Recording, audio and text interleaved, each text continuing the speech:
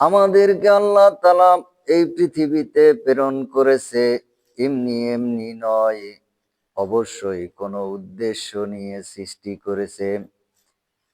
কারণ আল্লাহ তাআলা দেখুন, এই বিল্ডিংটা যে মানুষ সৃষ্টি করেছেন, এই মানুষেরা সৃষ্টি করার পিছনে কারণটা কি?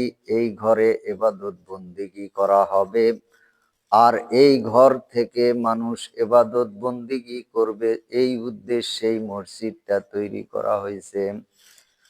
আর আল্লাহ তাআলা এই পৃথিবী, জমিন, আসমান সৃষ্টি করেছেন, তার কি কোনো উদ্দেশ্য নাই? অবশ্যই তার উদ্দেশ্য আছে। উদ্দেশ্যটা হলো কি? আল্লাহ তাআলা আশরাফুল মাখলুকাত সৃষ্টি করেছেন, অত্যন্ত সম্মানের সহিত সৃষ্টি করেছেন।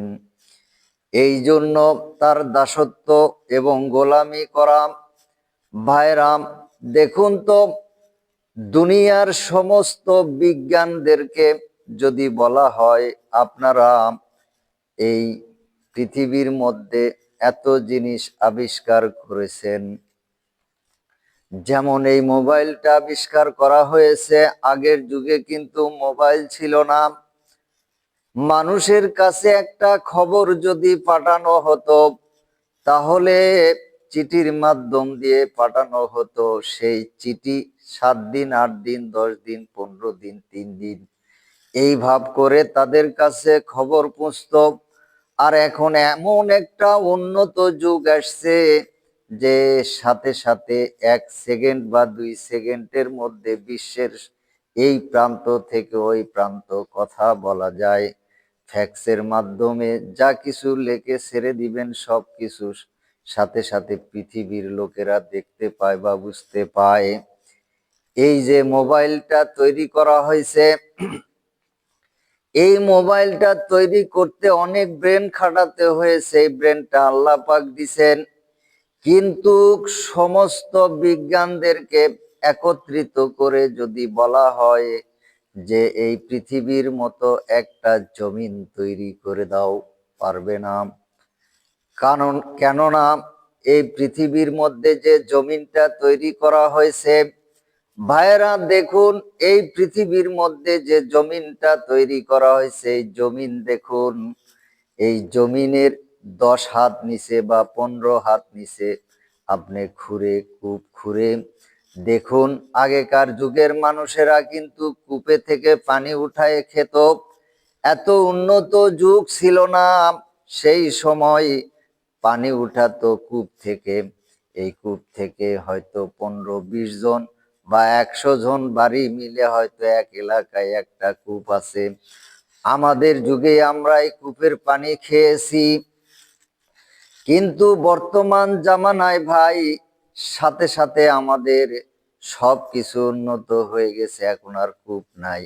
এই কূপের কথা বলার পিছনে কারণ হচ্ছে, এই জমিন থেকে হয়তো 10-15 হাত নিচে যদি আপনি কূপ করেন, পানি উঠে যাবে। আর পানির উপর যদি কোনো জিনিস আপনি রাখেন, তা ডুবে যাবে। ভারী জিনিস যদি রাখেন, তা ডুবে যাবে। এই জন্য ভাই চিন্তা করে দেখুন যে এই জমিনের উপর এত বড় বড় বিল্ডিং তৈরি করা হচ্ছে, যার লোড কত? এই লোড তো আল্লাহ তাআলা এই জমিন পানির উপর ভাসায় রাখছেন, পাহাড় দ্বারা খুঁটি দেওয়া হয়েছে। এই জমিন যেন হেলে দুলে না যায়, এই জন্য পাহাড় দ্বারা জমিনের খুঁটি দেওয়া হয়েছে। আর এই জমিনের লোড ক্যাপাসিটি কত দেখুন, যে এত বড় বড় বিল্ডিং তৈরি করা হচ্ছে। ঢাকার বুকে দেখুন, এক একটা বিল্ডিং 15 তলা 20 তলা এইরকম যে বিল্ডিং গুলো তৈরি করা হচ্ছে, এই বিল্ডিং এর লোড কত? আপনারা কি চিন্তা করে কখনো দেখেছেন এই বিল্ডিং এর লোড কত? অথচ দেখুন, এই বিল্ডিং গুলো আল্লাহ তাআলা জমিনের উপর দাঁড় করাইছেন।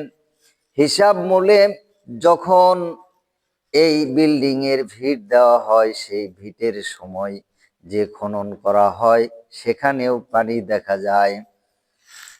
এই জন্য ভাই, আল্লাহ তাআলা জমিনকে সৃষ্টি করেছে এই জমিনের লোড ক্যাপাসিটি নেওয়ার মতো শক্তি দিয়েই আল্লাহ তাআলা সৃষ্টি করেছেন। কিন্তু কোনো বিজ্ঞানিক যদি আপনি বলেন এইরকম একটা জমিন তৈরি করে দাও, পারবে না। এই জন্য ভাই, আল্লাহ তাআলা এই জমিন সৃষ্টি করেছে, আসমান সৃষ্টি করেছে। এই আসমানটা যদি কোনো বিজ্ঞানকে তৈরি করার কথা বলা হয়, কিন্তু কোনো বিজ্ঞানের ক্ষমতা নাই যে এরকম একটা আসমান তৈরি করে দিবে। এই পৃথিবীর চাইতে 13 লক্ষ গুণ সূর্য, আর এই সূর্যটা এরকম আল্লাহ তাআলার সৃষ্টি।